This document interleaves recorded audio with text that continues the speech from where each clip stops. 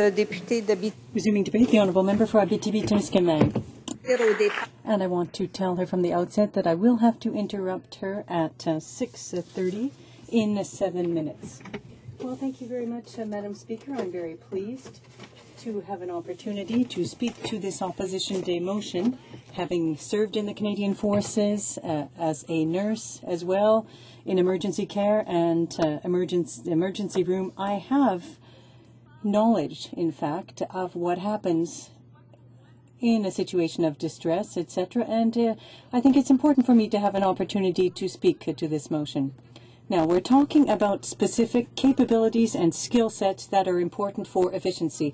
We're talking about situational awareness, the local situation, as well as the ability to communicate in the language of the person in distress. Now, these are both essential qualifications for effective service. When we talk about search and rescue, saving people, every minute is important. An additional 3 minutes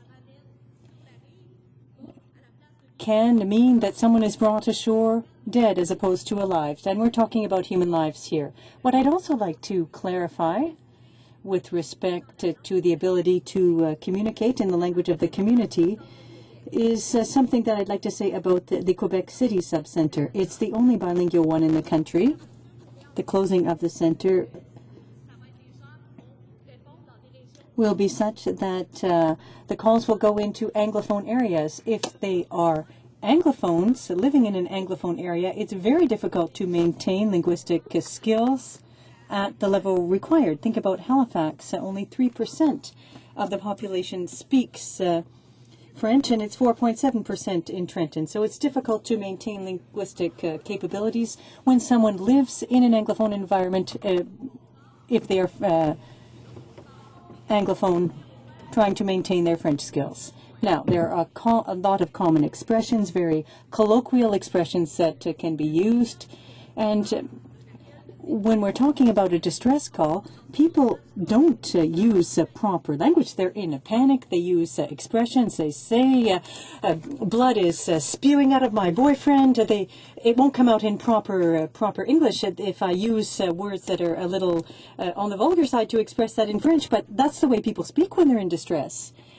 There will be interference coming across the line. People will have very different accents. People could be suffering from a disease. They may be in cardiac arrest. So imagine if someone gets by in French and you hear a call come in with interference over the line with a voice, someone's losing their voice because they are having a heart attack, it will be very difficult to understand. And that's why it's essential to maintain the Francophone Center with staffed by Francophones in this area. Even though I am bilingual and I can understand all the honourable members who have risen in the chamber, if one of the honourable members were to speak in the midst of a heart attack in English with interference with a very low voice over a radio, even though I'm bilingual, there is in fact a high likelihood that I will miss some of the words. It'll take longer for me to react to help save that person's life. Now, I'd like to go back to the issue of geography and knowledge of the local area. When people call in, they're in a panic. They're not going to give specific directions. Very rarely will someone phone in distress and to provide precise coordinates. What they will say are things that are difficult to understand. If I say, well, I'm in the Bois de l'Eau Claire Val rank, is anybody going to know where I live or what I said? No. But people in my community will know exactly where that is. But if it's someone 3 provinces over, it's highly unlikely for them to understand.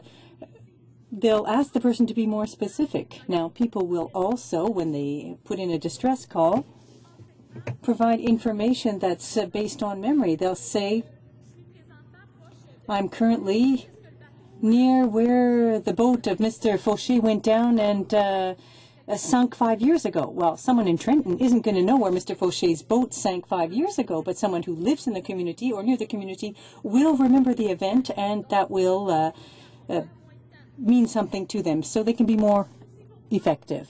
Now, we also need to understand that when a distress call comes in, you could be dealing with children or adolescents, teenagers, because they were along with their parents or their grandparents, and they're the ones that the grandparents or the parents are the ones suffering. The children or the teenagers call in. If in addition, someone who doesn't understand the language well is talking to a child, it could be very difficult to understand.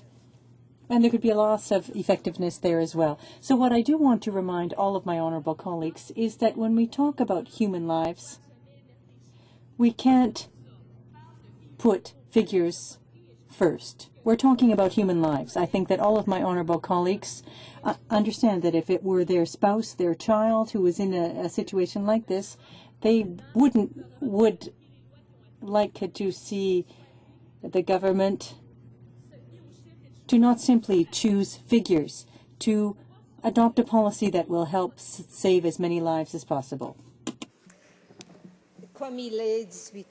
It being 6:15, and because it is the last day of subsidies ending today, it's my duty to interrupt the honourable member and to put forth with all questions required for dealing with the opposition motion.